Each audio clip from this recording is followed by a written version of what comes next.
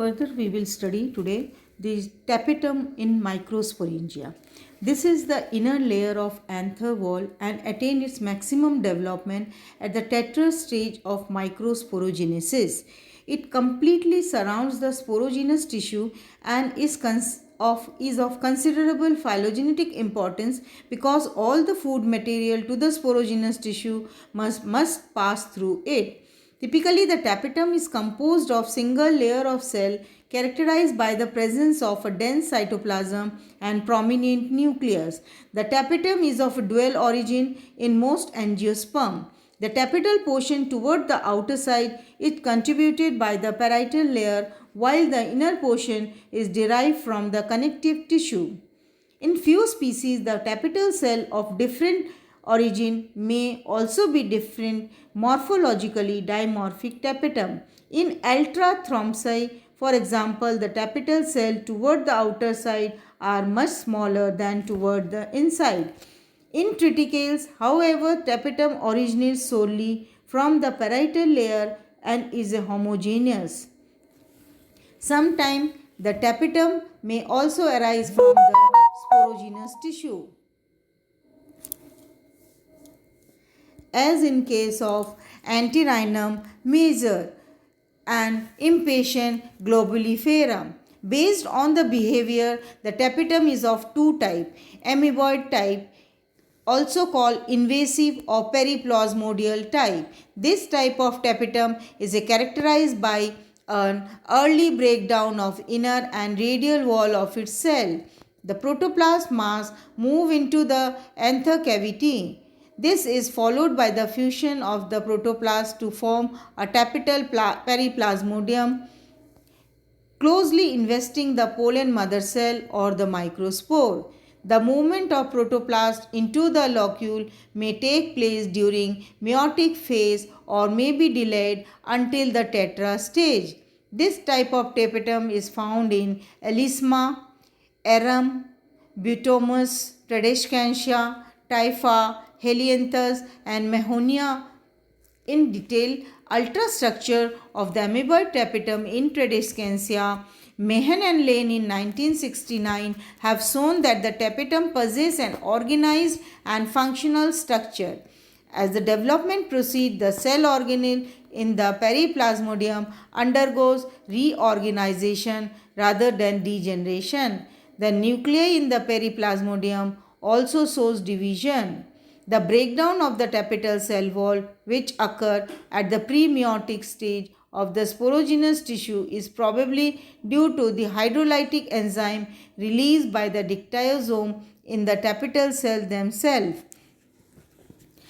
Often these enzymes reaches the anther locule and digests the wall of some of the sporogenous cell also. During meiosis, the periplasmodium surrounds each micromother cell. After meiosis, the callus wall around the spore is degraded and the individual spores are bathed in the tapetal cytoplasm just before anthesis. The enzymes which are responsible for degradation of the callus wall are also considered to be derived from the tapetal periplasmodium. In case of Arum italium, it has a two-layered amoeboid tapetum. A semi-diagrammatic summary of the event in the tapetum is relation to the stage of meiocyte development. In pre-meiotic phase, tapetal cells are interconnected by plasmodesmata.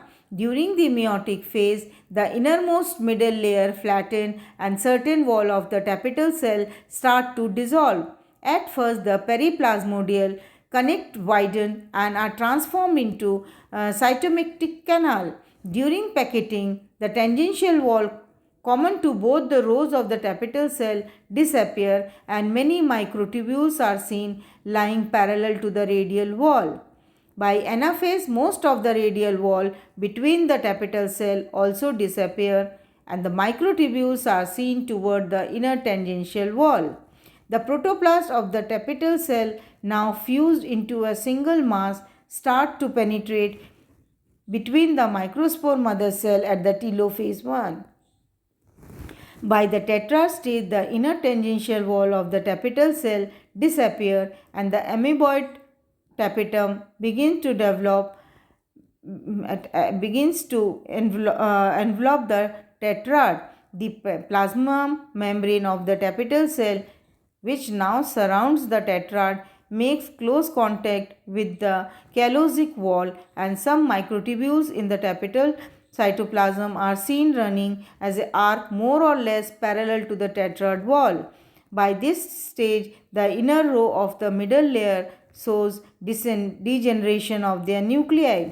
With the release of microspore from the tetrad, the outer wall of the tapetal cell also disappears.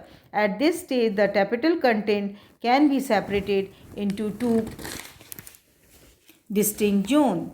The inner zone surrounding the microspore contains polyribosomes, microtubules arching parallel to the surface of the microspore, vesicles, and a few dilated endoplasmic reticulums crystini. The outer zone, on the other hand, contains few small vacuoles, nuclei, ribosome, polyribosome, mitochondria, and plastids. The cytoplasm of the inner zone adhere to the microspore surface.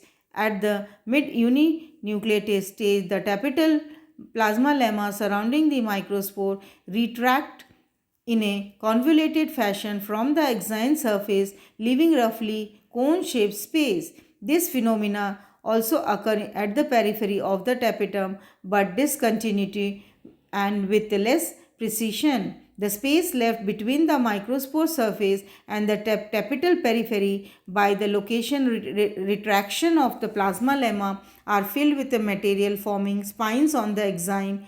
At this late uninucleated stage of the microspore, the tapetal cytoplasm is no longer distinguishable into two zones. The polyribosomes and the individual ribosome reduced in number, and the microtubules are no longer seen. The close association between the developing microspore and the tapetal cytoplasm prior to anthesis suggests that the latter must be an exercising a selective influence on the transport of material into the pollen. Thank you.